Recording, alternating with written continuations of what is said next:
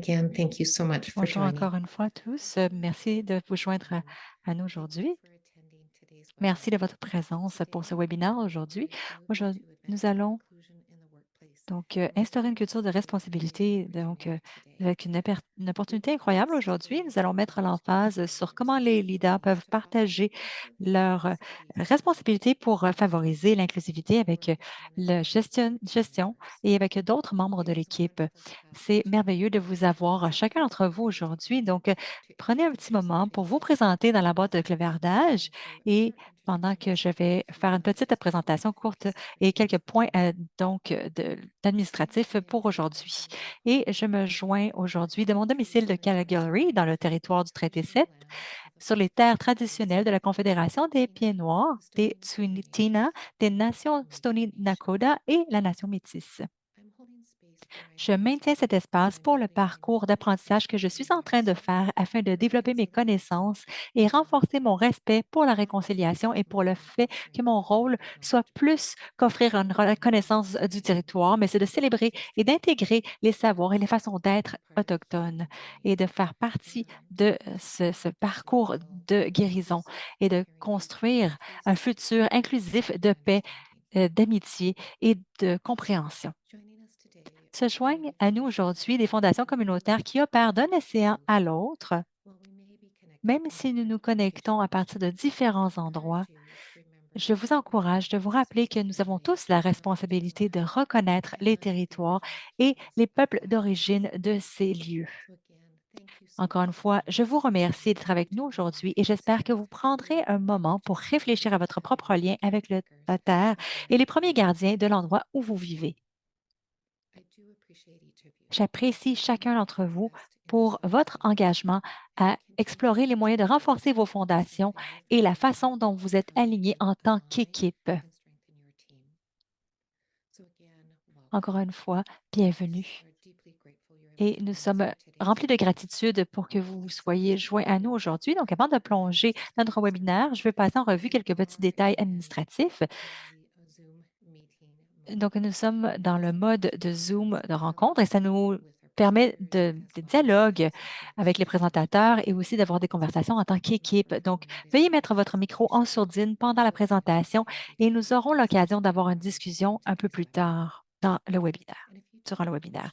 Et si vous avez des questions à poser tout au long de la session, et on adore voir justement des questions, mettez-les dans la boîte de calavardage et nous incorporons et recueillerons vos questions pour une brève séance de questions-réponses à la fin de la session. Et cette session est disponible en anglais et en français. Pour accéder à l'interprétation en français et en anglais, vous verrez un globe en bas de votre écran. Si vous cliquez sur ce globe, vous pourrez passer du français à l'anglais. Vous pourrez également accéder aux diaporamas en anglais et en français. En haut de votre écran, vous allez voir l'option d'affichage. Et si vous cliquez sur la flèche à côté, un panneau va apparaître. Et sous Écran partagé, vous allez pouvoir choisir d'afficher soit le diaporama en anglais ou celui en français.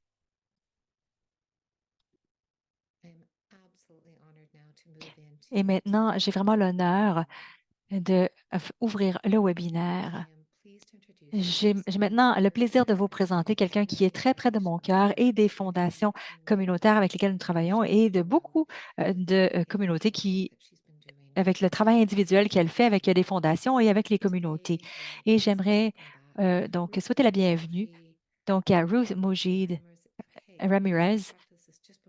Ruth, je me suis pratiquée pour prononcer bien comme il faut votre nom. C'est est-ce que vous pouvez me corriger? C'est Ramirez. Ramirez. Maintenant, je l'ai. Je vais. Ramirez. Ruth Mojid Ramirez. Merci pour m'avoir corrigé votre prononciation. Et comme vous avez conscience, Ruth est la responsable en chef de l'équité pour le projet d'inclusion. Et le projet d'inclusion vise à faire progresser l'équité, la diversité et l'inclusion dans la société canadienne en engageant activement les partenaires et les décideurs par le biais de la recherche, le développement des connaissances et aussi de la communauté. Et dans son rôle, la recherche de Ruth sur l'engagement et la conception de solutions se concentre sur une approche intersectionnelle et intergénérationnelle pour aborder les questions complexes de race, de de décolonisation et d'équité entre les sexes. Elle dirige le développement de stratégies organisationnelles READY ainsi que le coaching parmi les parties prenantes à plusieurs niveaux dans le secteur public et privé. Et nous tenons également à remercier Ruth. Elle a pris le temps aujourd'hui de nous enseigner et de nous aider à faire progresser nos objectifs. Et elle va se joindre à deux personnes avec elle. Donc, Ruth, c'est un plaisir de vous retrouver aujourd'hui. On vous souhaite la bienvenue. Merci d'avoir pris le temps de nous enseigner et de nous aider à faire progresser nos objectifs communs en matière d'égalité. Ruth, je suis honorée maintenant de vous passer la parole. Merci beaucoup, Tracy, énormément. Et je peux vous dire à quel point je suis donc heureuse d'être ici. Donc, j'essaie évidemment, d'obtenir tous les derniers rayons de soleil qui arrivent parce que je ne sais pas si tout le monde dans la pièce a fait l'expérience justement qu'il y a les vents soufflent et un peu plus longtemps et ça se rafraîchit, mais on essaie de garder tous les rayons de soleil qu'on peut donc attirer. Je pense que vous avez peut-être aussi, parmi vous, vous avez passé le temps avec la famille, vous avez profité de repos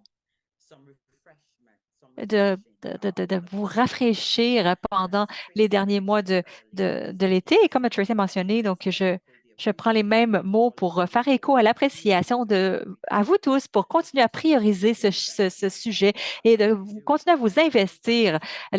Donc, j'ai plein de gratitude justement envers l'équipe du FCC, de Kelly et le reste de l'équipe en fait, pour comprendre à quel point il y a beaucoup de travail derrière, en arrière-plan justement, pour pouvoir continuer à se rencontrer comme nous le faisons. Et moi, je suis remplie de gratitude justement pour cette opportunité. Il y a beaucoup de choses pour être remplie d'enthousiasme à propos de ceci. Euh, on espère, comme Tracy a mentionné, de présenter nos deux invités aujourd'hui. C'est des gens qui vont venir écouter. Pour ceux qui se joignent à nous pour la première fois, c'est notre pratique. Et je crois que on le voit justement dans le clavardage. Si vous voulez partager quelques mots justement, qu'est-ce que vous a amené dans cet espace aujourd'hui et où est-ce que en fait, vous vous joignez à nous, de quel endroit? Et un peu sur les mêmes lignes que ce que Tracy a mentionné plus tôt, je ne vais pas aller dans la reconnaissance de territoire, mais reconnaître plutôt que souvent, c'est quelque chose on fait parce que on s'y attend de le faire et c'est un peu plus une performance plutôt qu'une vraie reconnaissance. Je pense que c'est important de prendre cet espace au début de cette conversation. Donc, utiliser la boîte de clavardage pour embrasser justement les limites de la technologie. Donc, partagez d'où vous vous joignez avec nous aujourd'hui, l'endroit où vous vous connectez. Et s'il y a un petit moment d'histoire qui vient de votre territoire ou que vous amenez avec vous, et qui provient de cette présentation que vous avez, qui fait que votre vie est plus remplie par rapport au territoire sur lequel vous vous joignez avec nous et que vous voulez amener dans cet espace. Donc, nous, on l'apprécions vraiment. Et c'était mentionné un peu plus tôt également. J'embrasse justement les limites de la technologie et avec tout ce que ça euh, veut dire. Mais on veut vraiment vous entendre parler à travers la conversation d'aujourd'hui. Et pour ceux qui vont le regarder plus tard, on peut vous envoyer des commentaires ou des questions. Vous pouvez les envoyer pour continuer ce cheminement. À travers cette conversation, on reconnaît que vous avez déjà envoyé vos questions à l'avance et c'est quelque chose qui vous vient à l'esprit pendant cette conversation. Sentez-vous à l'aise pour utiliser le clavardage justement pour le faire, pour poser vos questions. Donc, notre équipe ici chez le projet Inclusion, nous sommes enregistrés et qu'est-ce qui est un peu notre endroit de lancer en tant que groupe, c'est les terres non cédées des Songzi et des donc, c'est en Colombie-Britannique sur la ville de Victoria et le projet donc Inclusion, justement, nous amène à travers différentes parties du Canada et on s'implique dans plusieurs communautés et comprendre qu'il y a des points communs et des stratégies communes et des expériences qui nous amènent ensemble, qui nous rassemblent. Donc, encore une fois, donc, comme c'était mentionné plus tôt, mon nom est Ruth Moji de Ramirez et il y a beaucoup de choses qu'on peut partager autour de ce qui me permet d'être là avec vous, mais c'est un cheminement et je suis vraiment remplie de gratitude pour l'opportunité justement de refléter sur l'expérience, mon expérience et l'expérience des autres qui m'a été euh, fournie comme opportunité pour que je puisse me joindre à vous aujourd'hui et d'en parler. Donc, quelle est notre discussion aujourd'hui? Comme toujours, je vais essayer de capturer quelques points et fournir peut-être des thèmes autour de cette notion de culture et de responsabiliser, d'autonomisation et qu'est-ce que c'est l'inclusion et l'équité dans le milieu de travail. Et sur les diapositives que je vais partager, c'est les expériences vécues que nos deux invités que je vais vous présenter très prochainement vont partager avec vous et avec nous. Et juste une petite un petit survol des pages de ce diapo. On va essayer de capturer qu'est-ce que c'est quoi exactement la responsabilité pour faire une culture justement de responsabilisation. Comment on le mesure, la culture organisationnelle de la responsabilisation et aussi comment on peut soutenir une culture de la responsabilisation. Et allons directement donc à l'intérieur. Donc, on doit prendre la responsabilité de nos actions pour justement obtenir nos buts. Et donc, selon le travail que nous faisons dans les communautés, je suis certaine que ce concept n'est pas non familier pour vous. Donc, on est juste en train c'est un rafraîchissement en fait de ce qu'on essaie d'instiller. Donc, la responsabilité, c'est le temps et l'effort. C'est une culture de responsabilisation, c'est une culture dans laquelle les gens ont intrinsèquement motivés pour assumer la responsabilité des résultats de leur action et de leurs objectifs. Et c'est cultiver cette culture qui assure qu'on puisse travailler ensemble de façon plus cohésive et plus productive parce que tout le monde comprend de façon intrinsèque les responsabilités qu'ils ont à construire, à travailler pour les buts communs. Et les bénéfices de cette culture de responsabilité, ça améliore les, les choses parce qu'il y a vraiment un sens commun de travailler ensemble vers un but ultime et que tout le monde amène quelque chose à la table et on promouvoit une transparence et on améliore la productivité et ça encourage les partages des responsabilités et ça améliore l'efficacité et la productivité et ça ouvre, ça garde l'ouverture à travers toutes les fondations et les fondations de communautés et tout autre type d'organisation. C'est quelque chose, évidemment, sur lequel on va se pencher. Et moi, comme vous tous, je peux imaginer que j'ai vraiment hâte à les éléments pratiques qu'on va partager aujourd'hui. Donc, quels sont les éléments qui doivent être donc inclus pour construire cette culture de responsabilité? La transparence, évidemment, donc avoir des attentes claires et je pense que ça vient avec des limites claires également. Donc, la responsabilité, le partage de responsabilité, de mesurer les buts et mesurer les rétroactions et son efficacité parce que souvent, dans le travail que je fais avec des organisations à travers différents secteurs, vous trouvez que les organisations vont retourner un peu à leur mode défaut, donc les communications initiales. Donc, voici ce sur quoi on veut donc travailler, nos éléments désirables, nos processus. Mais quelquefois, on doit revérifier, on doit les inviter aux membres de l'équipe à justement fournir des rétroactions. Et c'est très important également de gérer les changements de collaborateurs. Donc, tous ceux qui ont travaillé sur une forme de projet ou un autre et qui sont dans cet espace savent que ça peut être un défi important quand un changement de personnel ou un changement de personne dans l'équipe arrive. Donc, généralement, ça devient en fait, c'est une attente naturelle qu'il va y avoir des risques qu'on doit gérer justement quand il y a un changement, au sein d'une équipe pour travailler ensemble. Donc, on doit construire pour le long terme.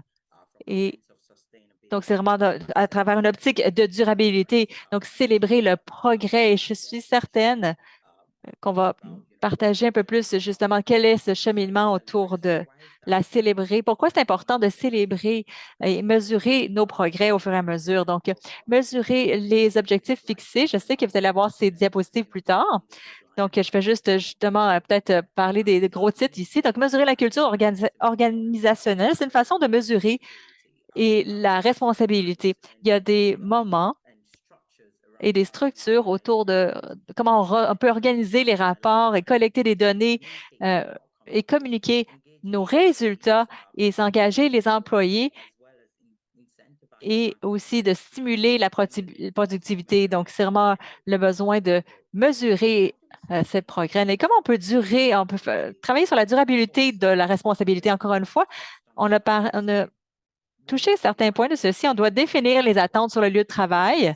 On doit fixer des objectifs intelligents, des objectifs qui sont mesurables, qui sont donc selon un échéancier précis et qui sont actionnables. On doit suivre les progrès de manière cohérente et que ce soit des échéanciers clairs. euh,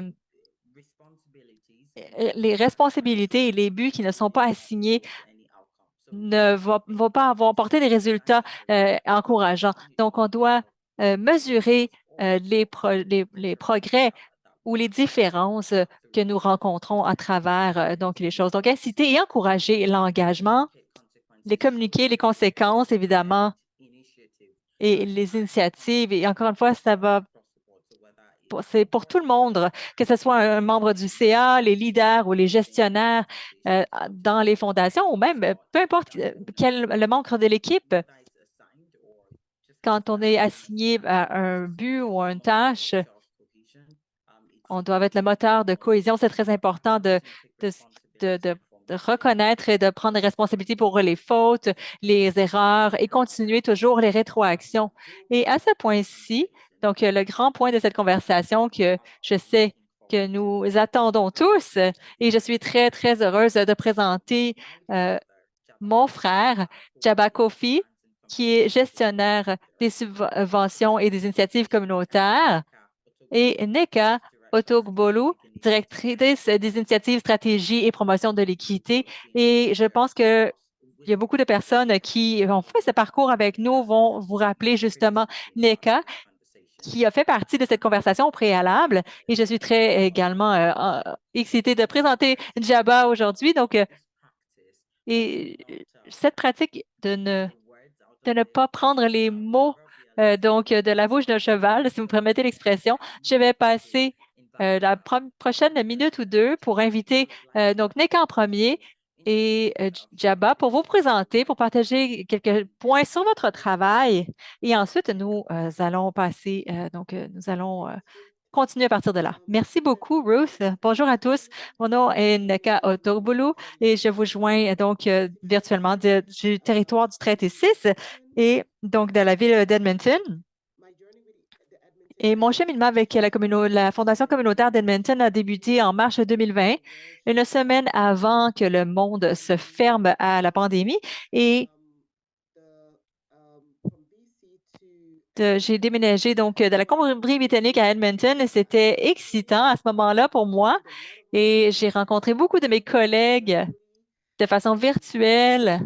J'ai J'ai pu connaître mon territoire, la ville et le travail que je fais de façon virtuelle aussi. J'ai rencontré énormément de personnes virtuellement quand la ville s'est réouverte. J'étais vraiment tellement heureuse justement de revisiter la ville parce que ah oui, donc vous êtes plus grand que quand on rencontrait les gens à nouveau. C'était vous êtes plus grand que je pensais. Donc c'était vraiment drôle. C'était bien. On a vraiment construit des relations et la confiance à travers la communauté et de pousser la communauté à être excitée à propos de ce qu'elle faisait, de l'implication qu'elle faisait, ce qu'on espérait de faire dans le travail communautaire. C'est une opportunité incroyable pour moi.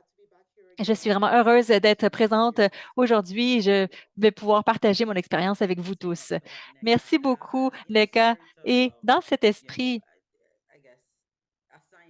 de, de localiser les gens avec la perception et la réalité, moi, je vais mentionner, personne ne m'a jamais dit que j'avais l'air plus grande. Ça n'a jamais été, j'ai jamais été grande en fait dans la vie. Donc, Jabba, est-ce que vous voudriez partager également? Et encore une fois, merci énormément, Neka, de votre présence. On est très heureux de vous avoir avec nous. Donc, Jabba, à vous. Bonjour à tous et bienvenue. Merci encore une fois de m'avoir invité. Mon nom est Jabba Kofi. Donc, je me joins à vous aujourd'hui les territoires traditionnels des Musqueam à Vancouver. Vancouver est situé justement des territoires de Squamish, donc des Squamish et je suis désolée, j'ai pas entendu l'autre nation. Donc, je suis un étudiant investi et Vancouver est très merveilleuse comme ville. C'est très, très beau. Si vous n'êtes jamais venu, il faut visiter. Et je m'habitue également à ce monde de Zoom. Et heureusement pour moi, donc j'ai toujours, donc oui, j'ai toujours, ah oui, vous avez l'air exactement comme j'avais imaginé. J'ai toujours ce genre de commentaires. C'est toujours comme ceci. Donc, je travaille avec la Fondation communautaire locale depuis plusieurs années et je gère les initiatives de subvention la plupart du temps. Et pour ceux qui sont peut-être familiers justement et, et pour créer des stratégies justement de subvention, c'est très excitant d'être ici aujourd'hui pour présenter, pour parler de responsabilité, parce qu'on sert justement le projet d'inclusion ensemble et à travers tout mon travail et comment je dessers la communauté. La responsabilité, c'est une grande part de ce que j'essaie de mettre de l'avant. Parce que vous savez, la culture de responsabilité, euh, on essaie de, sinon le tien pas ça, on va répéter l'histoire encore et encore. Et donc, que ce soit les conquistadors ou les colonisateurs initiaux, donc on va répéter la même histoire si on ne regarde pas notre responsabilité. Donc, le monde dans lequel nous vivons, il est celui dans lequel nous vivons. Donc, je voulais vraiment mettre ça sur la table pour un peu comme petite introduction, parce que vous êtes vous desservez une communauté, la responsabilité, c'est vraiment quelque chose qui est important. Je vais arrêter ici. Je suis certain des gens ont beaucoup de questions. Donc, Java, donc, je pense que c'est fantastique. C'est un excellent point de lien de où on veut débuter cette conversation. Vous avez justement un peu donc, dit que justement pourquoi c'est important et qu'on doit penser à cette responsabilité d'un bout à l'autre dans notre travail avec les fondations communautaires. Mais qu'est-ce que ça veut dire et à quoi ça ressemble exactement? Donc, c'est pas que je veux demander une définition, à moins que vous vouliez partager votre définition. En pratique, Shaba, justement sur les lignes de ce que vous décrivez justement en termes de pourquoi c'est important, qu'est-ce que la responsabilité ou la culture de responsabilité, qu'est-ce que ça pourrait avoir l'air pour vous en pratique, en opération, à travers votre fondation communautaire? Vous êtes en sourdine. C'est le Zoom, c'est ça. Est-ce que vous pouvez entendre? Donc, brièvement, j'ai quelques petits points qui me viennent à l'esprit et j'aimerais utiliser George Floyd, le phénomène de George Floyd comme exemple. Quand, donc à la fin de mai 2020, au milieu de la pandémie, nous avons entendu énormément des entreprises et des fondations communautaires et toutes sortes de types d'organisations qui ont fait toutes sortes de promesses. Donc, euh, donc, toutes les organisations, mon organisation en faisait partie justement. Quand vous faites un petit retour en arrière, 3 ans plus tard, il n'y a pas énormément de ces promesses qui ont été respectées et qui se sont matérialisées. Donc, que ce soit au niveau de support, de subventions, que ce soit même des organisations qui promettaient des choses dirigées par les gens de couleur ou le développement de capacités et tout ça qui avait été mis de l'avant et promis. Il n'y a pas beaucoup de choses qui ont été réalisées. Et si je reviens justement sur cette lampe de responsabilité, c'est vraiment une petite fine ligne grise qu'on donc, moi, ma réflexion là-dessus, si un PDG d'une organisation ou un CA d'une organisation dit, ah oui, on va faire ceci et vous mettez ça sur votre médias sociaux en tant que soutien, donc oui, c'est super, mais quel est le financement derrière? Quelles sont les structures en place pour que vous puissiez délivrer ce que vous promettez? Vous avez parlé justement de mécanismes de rétroaction. Donc, quelles sont les organisations, justement, que les organisations qui sont dirigées par des personnes de couleur ou qui fournissent aux personnes de couleur? Donc, comment on peut justement le faire de la bonne façon? Euh, Quels sont les mécanismes de rétroaction? Quel est notre cercle de confiance? Comme qui peut justement être capable de dire non, ça, c'est pas quelque chose que vous devriez faire. Donc, en bout de ligne, c'est très facile de surpromettre et de ne pas livrer quoi que ce soit parce que ce sont des choses qui ne sont pas alignées. Et ça, c'est une des choses qui me vient à l'esprit quand je pense à justement ce projet de responsabilité. Donc, s'il n'y a pas de qui prend le lead, qui fournit le support nécessaire ou les ressources nécessaires, etc., aux promesses qui sont faites, il n'y a pas de travail de responsabilité de fait à ce moment-là. Donc, où est-ce qu'il y a moins de mécanismes, où il y a plus de clarté à ce moment-là? Les équipes, les individus ou les organisations peuvent être plus responsables. Donc, à ma fondation, j'ai vu justement de demander plus de programmes, de plus de subventions pour ces programmes. Ça fait 4 ans maintenant. C'est une longue période de temps pour évoluer et ils ont établi des structures claires de qui prend le lead sur quoi et qui fait les décisions de subvention dans les communautés et qu'est-ce qui fait les coordinations pour les communautés. Et à cause de cette clarté définie, vous pouvez leur dire que si quelque chose ne se met pas de la bonne façon, c'est la faute, par exemple, de Jabba. Avant que quelque chose soit justement n'allait pas bien, donc les coordinateurs ne pouvaient pas aller dire à la personne, vous n'avez pas fait bien votre travail ou qu'est-ce qu'on peut faire pour réajuster les choses, pour s'améliorer. Donc, on est dans la saison justement du budget pour l'an prochain. Et moi, j'avais justement donc, je vais parler aux coordinateurs régionaux et parler dans diverses organisations pour soumettre leur budget. Et j'ai hâte de discuter comment cette conversation, justement, pour changer ce qui s'est passé l'an passé, par exemple, pour s'améliorer d'année en année. Donc, à quoi ça peut ressembler? Donc, ces structures claires et cette intention de clarté, en fait, cette confiance qui est établie, ce partenariat qui est créé, c'est ça qui promouvoit une bonne responsabilisation. Je vais arrêter ici. C'est super, Jabba. J'adore comment vous avez comme vous avez débuté justement de grand niveau. Donc, il y a juste 3 ans. Donc, c'est des promesses qui ont été mises partout. Donc, et quelle réalité en bout de ligne 3 ans plus tard a été réalisée. Et vous avez justement plongé justement quelques-unes des raisons pour ces écarts dont nous avons fait les expériences. Neka, quel est votre point de vue justement sur la responsabilité et comment de façon pratique, euh, vous avez peut-être opérationnalisé le tout dans votre fondation. Merci beaucoup, Jabba, pour avoir partagé votre contexte et le thème, justement, et comment on en arrive ici. C'est un peu similaire parce que quand les problèmes complexes et on sert différentes communautés et les mêmes problèmes peuvent être traduits justement sur cette communauté d'Edmonton. Et pour moi, la responsabilité, c'est la responsabilité de ma fondation communautaire. Donc, à l'interne, quand je dis à l'interne, je regarde les employés, le CA et nos bénévoles. Et le côté externe aussi, ce sont les communautés que nous desservons.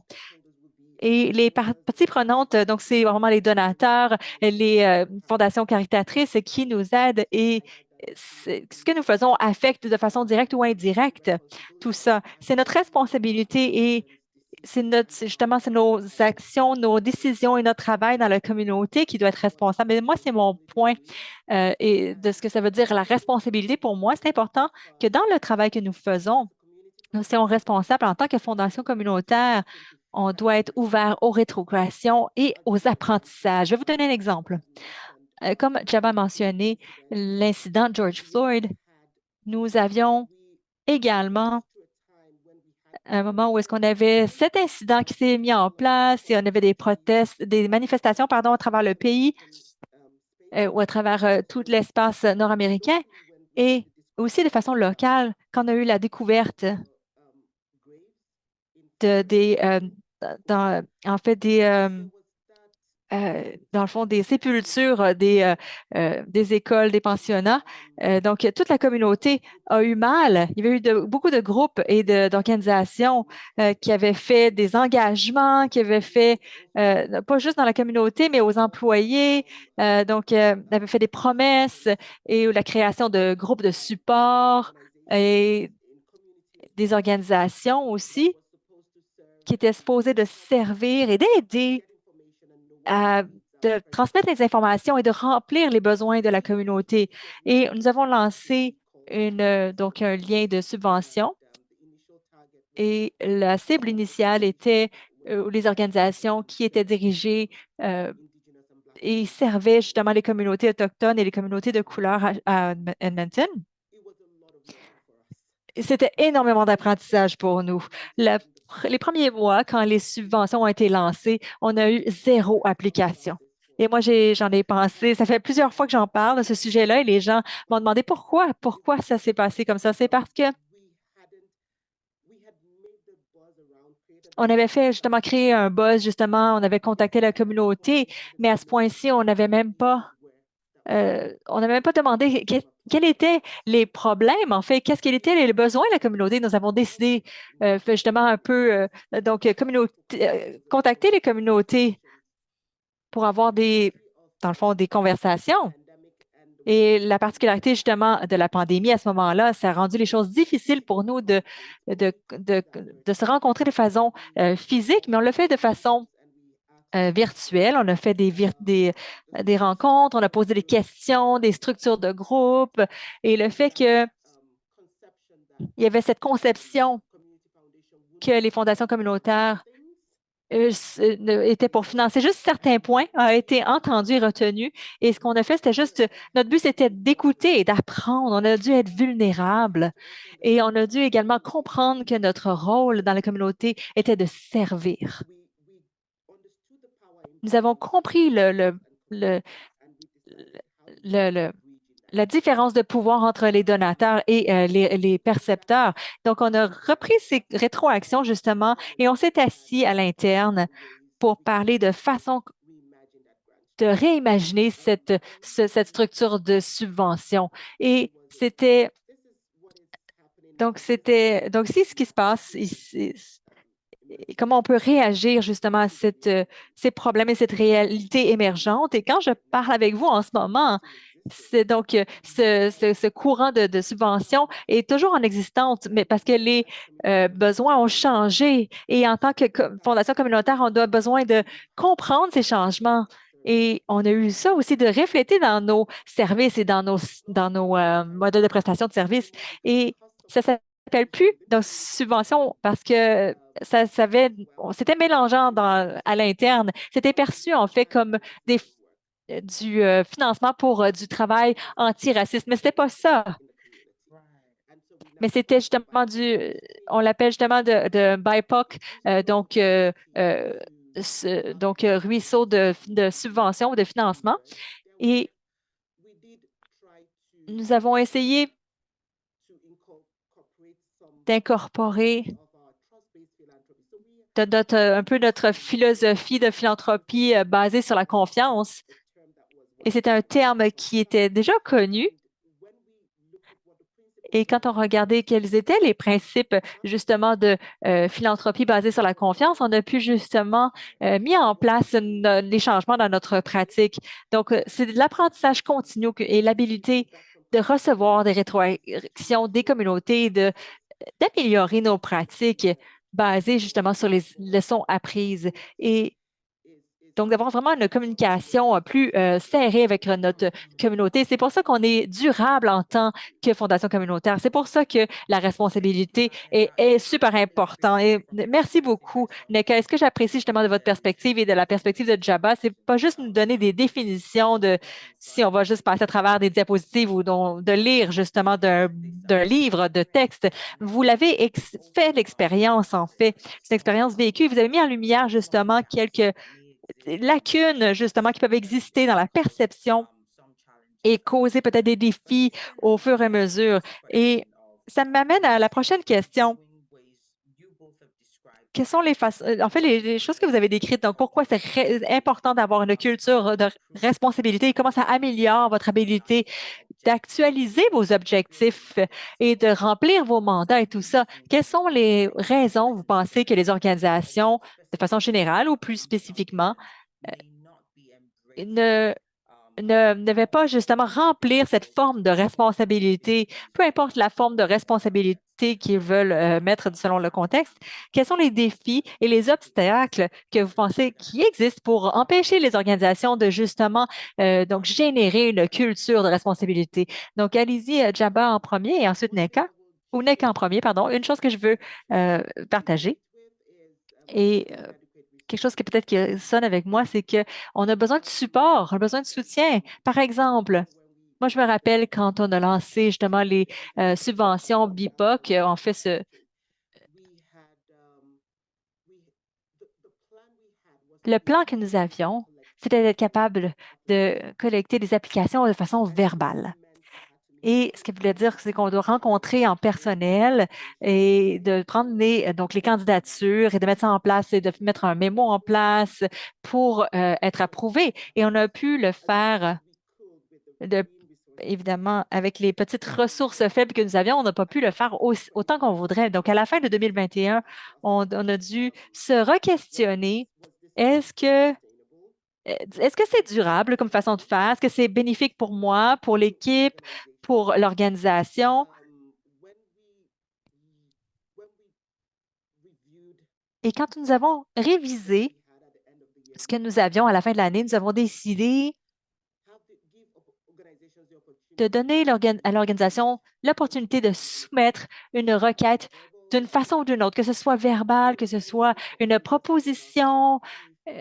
On avait peut-être 3 ou 4 points qui doivent mettre dans la demande, qui nous aideraient à prendre la décision. Et je pense que les ressources inadéquates, c'est un des grands défis.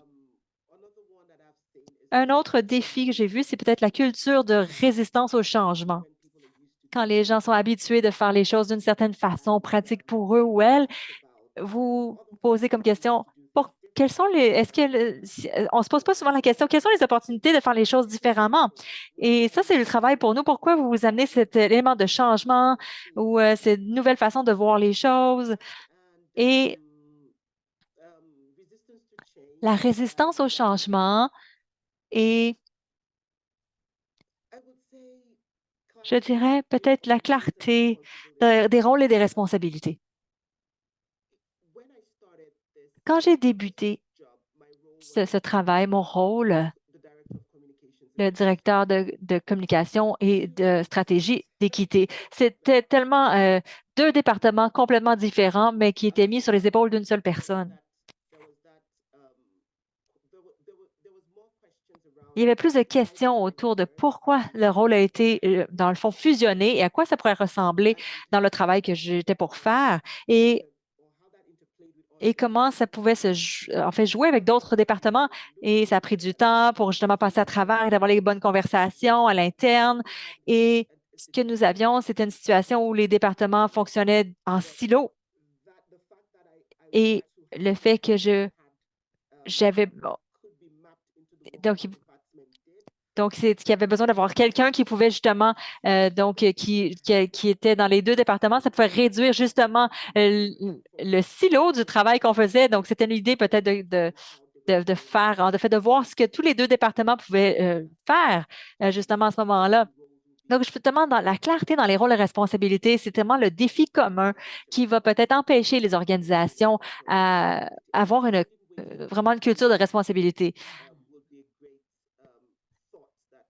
Donc, ce serait justement une grande réflexion qu'on devrait justement avoir. Et c'est quelque chose qu'on est en train de faire aussi, mais c'est même, ça va plus loin que juste de rencontrer plus souvent, c'est d'avoir des rencontres peut-être une seule fois par semaine, une fois par mois pour partager les mises à jour. C'est vraiment le mode opératoire de ce que nous faisons comme travail. Donc oui, absolument. Merci énormément, Neka. Et si je peux ajouter là-dessus, je pense que vous l'avez déjà mentionné, c'est de reconnaître aussi où l'expertise est, que ce soit à l'interne avec des gens qui ont des expériences vécues, qui sont pertinentes à ce que nous essayons de construire d'une façon, en fait, selon notre contexte, dans un temps très court, et, et de peut-être aller chercher du support avec des experts qui sont à l'externe, qu'on peut les amener pour partager peut-être justement leurs conseils.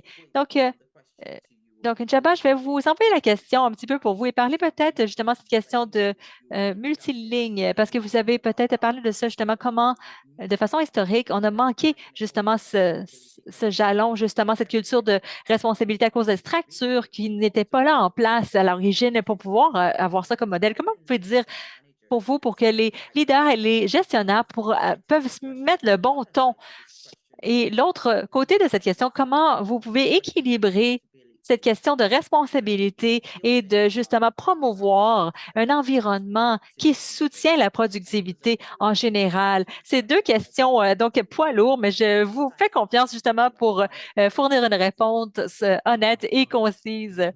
Wow, vous m'avez donné tout dans l'équation. Donc, si je comprends bien votre question, donc, comment on peut modeler cette culture de responsabilité? La deuxième partie de la question, c'est comment on peut équilibrer la responsabilité et donc la productivité. Oui, ouf, c'est une grande question. La première chose qui me vient à l'esprit, surtout dans le domaine de la philanthropie, c'est justement de s'éloigner de l'intérêt personnel.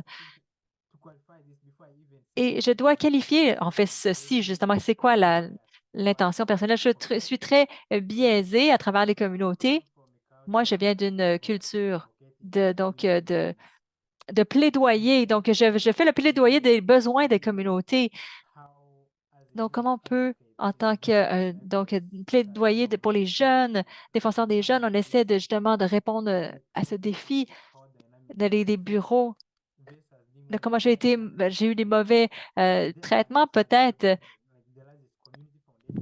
Donc, il y a des qui ont tellement il y a des fondations communautaires qui ont tellement de ressources au Canada et de voir ce contraste justement. Est-ce que je peux traiter donc il y a des fondations communautaires qui ont 4 5 ans d'existence versus donc, en fait, c'est un peu les billets justement pour les communautés. Donc, c'est justement c'est ce billet qu'on doit mettre de côté, ces préjugés. Et l'autre point aussi, c'est de s'éloigner des intérêts personnels. Et cette culture de responsabilité, justement, c'est créer des équipes productivité. Il faut s'éloigner des intérêts personnels. La philanthropie, pour moi, c'est privilégier ce que la communauté veut plutôt, en fait, pardon, que l'organisation veut par rapport à la communauté. On doit créer justement ces subventions. Et quelquefois, on va faire les choses qui, en fait, plaisent aux donateurs, mais pas nécessairement répond aux besoins des communautés. Donc, on doit justement cultiver justement cette humilité, comment s'engager la communauté en tant que telle. Et l'autre point, justement, c'est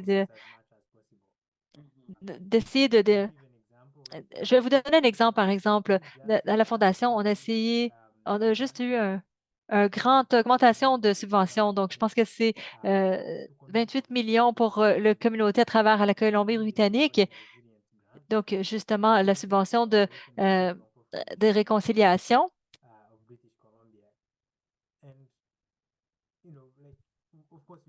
Évidemment, on fait toujours des évaluations justement pour voir qu'est-ce que s'est bien passé, qu'est-ce qui n'a pas moins été bien été, puis c'est vraiment quelque chose qu'on doit apprendre. Et c'est, vous voyez, quand vous prenez les provinces de la Colombie-Britannique et vous prenez justement son leadership et vous pensez, prenez peut-être qui a donc, qui a appliqué justement pour cette subvention, ça devient un grand manquement parce que où est l'élément polarisé, où les décisions ont été prises et est-ce que ça dessert la communauté? Donc, les conversations, moi, dans lesquelles j'étais impliquée, c'était pas directement sur mon portfolio, c'est à travers le, c'était supporter justement ces rencontres. Ça peut être vraiment difficile quand vous êtes responsable au gouvernement. Donc, vous êtes responsable envers le gouvernement et le leadership de votre organisation, mais aussi vous voulez être responsable à la communauté. Donc, si on veut justement modéliser justement cette culture de responsabilité, on doit justement mettre les intérêts de la communauté en premier lieu et ça devrait être la priorité. Et il y a certaines équipes, on a essayé plusieurs choses avec cet environnement. Une chose, c'est de penser vraiment, d'être intentionnel dans nos décisions pour la communauté, pour remplir nos formulaires de candidature et tout ça. Donc, c'est justement de mettre ça à plat. Et cette culture de responsabilité, ça va la favoriser, ça va accroître la productivité parce que quand il y a cet alignement bien défini, et ben, c'est justement, quand on parlait de manque de clarté, ça revient à ce point-là, ça affecte la communication. Si vous lisez tous les documents légaux ou juridiques, donc si vous trouvez n'importe quel document juridique et si vous regardez toutes les conditions, tout le travail que vous avez là-dedans, essayez de le lire et voyez si vous comprenez ça, si c'est clair pour vous. Et si vous donc, est-ce que vous essayez de communiquer? On ne peut pas vraiment être responsable envers eux parce qu'il y a beaucoup de mélanges. C'est pas assez simple, c'est pas assez clair. Et relié à ça, quand on est dans nos équipes, il doit y avoir de la communication efficace. Donc, qui fait quoi? Qui est responsable envers qui? Donc, vous ne pouvez pas vraiment créer justement de culture de responsabilité et ça entrave la productivité. Ça, c'est vraiment les petits points qui me viennent à l'esprit rapidement pour ces deux questions. Le dernier point pour moi, c'est encore une fois, euh, donc, il y a des gens qui essaient de maintenir le statu quo. Donc, vous devez justement, euh, ils veulent continuer à exclure et à marginaliser et à continuer le racisme. Et quand ça se met en place dans notre organisation, définitivement, ça a été difficile d'avoir cette culture de responsabilité et même d'avoir des conversations productives qui amènent à de la productivité générale. Et je sais que dans notre fondation, depuis les 2 dernières années, on a parlé énormément de la diversité dans des pratiques anti-noires et anti-racistes. Et quand vous regardez ces conversations qui se mettent en place et les efforts, quand tout le monde est engagé, vous voyez de l'intérêt à faire quelque chose de différent et d'être responsable et donner des mises à jour régulières sur les changements qui sont mis en place pour s'assurer que l'organisation dessert au mieux et de la meilleure façon possible la communauté noire, BIPOC et autochtone. Parce qu'il y a cette intention d'essayer de démanteler justement ces mauvaises pratiques.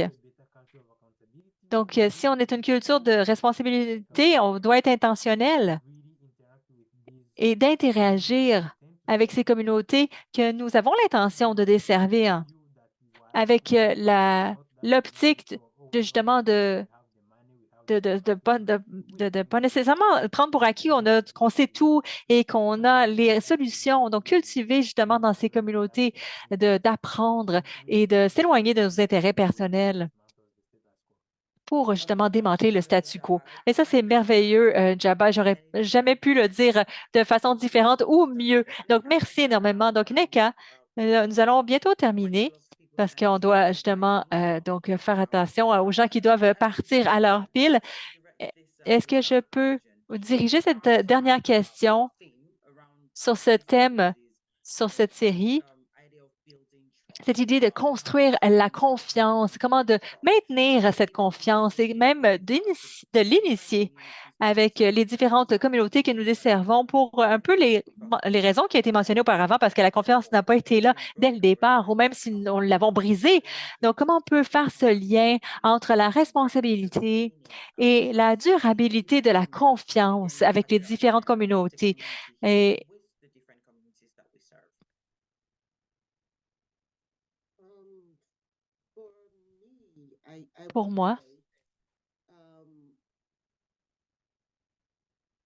we need to make clear nous terms of devons communications avoir between des termes clairs de communication ourselves and the community we serve pour nous-mêmes et la communauté que nous desservons de notre position et de ce que nous faisons. share an instance Moi, je with peux you. partager peut-être un exemple avec vous. And it's good or it's a great idea to have C'est une bonne idée that d'avoir communication documented. que cette communication soit documentée parce que quelquefois, Focal point ça va être le point for focal a lot of references pour beaucoup de along the way. références qui vont guider le processus. In 2018, En ECDC 2018, carried out an equity audit of il y avait une the vérification, un audit de documentation. notre équité, So the de funding notre source subvention donc, it de was la a Fondation communautaire. independent audit. So C'était une vérification à 360 degrés. Donc, dans le fond, les donateurs, en fait, le département de donation a été vérifié et donc les récipiendaires exactement aussi. Donc, on a fait justement un guide justement d'équité et on a rempli ce document et c'est sur notre site web maintenant et on a 5 actions pour lesquelles on est responsable. Et l'action numéro 5, c'est qu'on va continuer à rechercher les rétroactions de la communauté et on le révise de façon annuelle et on fait un rapport annuel justement sur notre progrès. Donc, qu'est-ce qui donc s'est amélioré au niveau de notre équité, que ce soit à l'interne ou à l'externe. Et quelquefois, quand je travaille et je me demande à moi ou à mes membres de mon équipe, est-ce que nous sommes sur le bon chemin? On retourne à justement, à notre déclaration d'équité. Et sur cette déclaration, nous avons défini ce que nous pensons, ce que nous voulons, ce qu'on veut voir en tant ce que ça veut dire l'équité. Donc, nous avons clarifié la définition de l'équité. Tout le monde le voit et la comprend. Il n'y a pas de place à l'ambiguïté ou interprétation. Et nous avons ces points de ligne, de guide pour diriger nos processus à travers tous les départements, et que ce soit nos services aux donateurs, donc notre département de subvention, notre département de communication et même mon département également. Donc, d'avoir un point de référence documenté, clair, c'est un bon point de départ pour débuter ce travail-là. Et on essaie d'avoir de l'information justement comment on a construit ceci ou où est-ce qu'on veut aller avec ceci et on partage justement tout. Donc, c'est même nos contrats avec les experts externes, exactement, on partage ça. euh, donc, pour collaborer, cette collaboration qui a été mise en place pour faire ce travail. Et je parle avec vous et je regarde notre site web et à travers cette conversation, je m'y suis référée quelques fois justement pour voir. Et donc, c'est bien de l'avoir défini. On a eu l'opportunité aussi à l'interne de former nos employés pour les mettre à jour, parce que cette information et ces connaissances, on essaie toujours de s'améliorer, d'apprendre tous les jours. Et moi, j'ai appris de cet engagement aujourd'hui et j'ai appris de vous et de Jabba de cette conversation. Donc oui, c'est comme ça, on essaie de continuer la conversation, de développer cette confiance. Merci.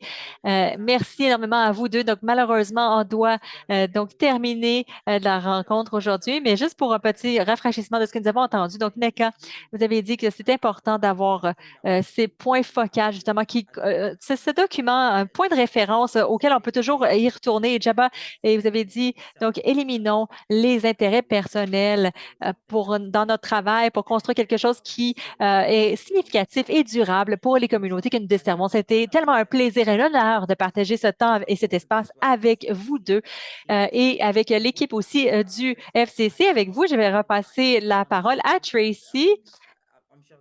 Je suis certaine qu'il y a énormément de choses que vous voudriez donc partager. Merci, Ruth. Et je veux vraiment vous redire à quel point j'ai plein de gratitude pour avoir fait cette conversation super importante. Et cette discussion aujourd'hui, je vais être vraiment ouverte avec vous. Ça nous a amené vraiment à un niveau différent et de comprendre justement ce sens de responsabilité et nos responsabilités à construire non seulement une organisation sécuritaire et en santé, mais saine, mais c'est d'être une culture de responsabilité. On apprécie justement votre leadership pour votre guide aujourd'hui. Et quand je pense à justement ce sens de responsabilité, c'est critique d'avoir une organisation saine. Et d'être sain veut dire également la collaboration. Et tous nos membres aujourd'hui vont donc ont vraiment compris ce point-là. Et Jabba, je vais juste m'assurer que je prononce bien votre nom. Je vais partager avec vous votre connaissance de partage de votre expérience et de faire partie d'une fondation communautaire est absolument critique pour les fondations communautaires qui sont ici aujourd'hui parce que vous êtes en train de le vivre et vous avez partagé votre expérience vécue. Et en partageant avec ces fondations communautaires merveilleuses qui travaillent fort pour s'assurer qu'on construit justement une culture de responsabilité et l'équité est clé pour eux. Vous avez partagé votre expérience vécue. Donc, encore une fois, on parle justement dans nos subventions d'expériences vécues et on le fait aujourd'hui dans cette session. Donc, pendant que je pense aller de l'avant, il y a quelque chose qui m'est venu à l'esprit autour de comment continuer à être curieux, curieuse, et comment surveiller et comment continuer d'être clair sur ce qu'on fait, sur notre durabilité, comment on peut s'assurer qu'en allant de l'avant, on est des modèles de responsabilité dans tout ce que nous faisons, que ce soit à l'intérieur de nos organisations, mais aussi dans ce qui a été discuté aujourd'hui à l'externe avec nos parties prenantes et d'être responsables dans ce sens-là aussi. Et NECA, j'ai partagé aussi votre donc, votre affirmation justement d'équité, j'ai partagé avec vous. Donc, merci encore une fois de votre leadership et ce que vous avez fait donc sur ce modèle de financement que vous avez fait aussi le travail incroyable qui a été fait à travers la Fondation de Vancouver.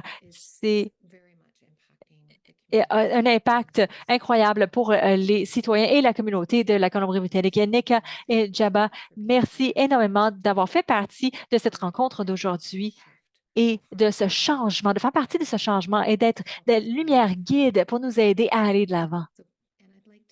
Et j'aimerais donc donner ma gratitude incroyable pour tous ceux qui se joignent à nous aujourd'hui. On n'a pas vu commentaires ou de questions qui ont été soulevées dans le clavardage. Mais comme Ruth a mentionné plus tôt, c'est une conversation qui ne finit pas à la fin du webinaire. C'est une conversation que nous allons continuer à poursuivre en tant que groupe à travers notre travail d'équité, mais également, n'hésitez pas à poser des questions, à nous contacter, à tous nos panélistes aujourd'hui, que ce soit Ruth, Jamba ou Neka. Je sais qu'ils sont toujours disponibles pour répondre à vos questions et je parle ouvertement parce que nous partageons et ça fait partie de qu'est-ce que notre réseau est. Nous avons un petit sondage rapide, donc on aimerait vous entendre parler sur notre... Merci, Japa, d'avoir partagé votre adresse courriel. Partagez un petit moment avant de terminer la rencontre aujourd'hui pour nous fournir un peu de rétroaction avec le sondage qui est là à votre écran. Et on vous invite également à vous joindre à nous pour les événements donc, qui arrivent. Donc, l'automne arrive et on va de l'avant justement avec le curriculum de l'automne que Caltoon a passé énormément de temps justement à le créer pour vous et ça reflète de qui vous êtes en tant que leader de fondation communautaire. Donc, regardez notre site web sur notre page d'événements et donc, enregistrez-vous pour notre lettre d'information et nos événements justement, qui vous parvient à tous les 2 semaines pour que vous puissiez avoir l'opportunité de rester à l'écoute et rester au courant des événements et des ressources qui sont disponibles pour vous. Et nous avons un super webinaire, pardon, je ne vais pas oublier, nous avons un webinaire demain également qui sont peut-être d'intérêt pour vous tous, qui est sur avancer votre cheminement sur l'investissement sur l'optique de genre. Donc, n'hésitez pas à vous enregistrer pour la rencontre de demain. Et quand quand vous avez je suis désolée pour le son, donc mon téléphone est branché sur mon ordinateur et les sons qui sont connectés. Donc, la semaine prochaine, nous avons un autre webinaire qui est peut-être d'intérêt pour vous tous et c'est de contrôler les éléments toxiques pour notre santé et pour la planète. Et ça va être des webinaires phénoménales et je vous invite tous, un chacun, chacune, à rester à l'écoute pour les événements futurs qui s'en viennent, notre lettre d'information et également nos, nos pages d'événements. Et pour terminer la rencontre d'aujourd'hui, prenez soin de vous. On espère que vous allez pouvoir prendre un moment pour prendre une pause et donc de donc, l'automne se présente à nous et prenez le moment de profiter ce cadeau, de se connecter à la nature et rester en santé. Merci encore une fois pour tout ce que vous faites. Prenez soin de vous.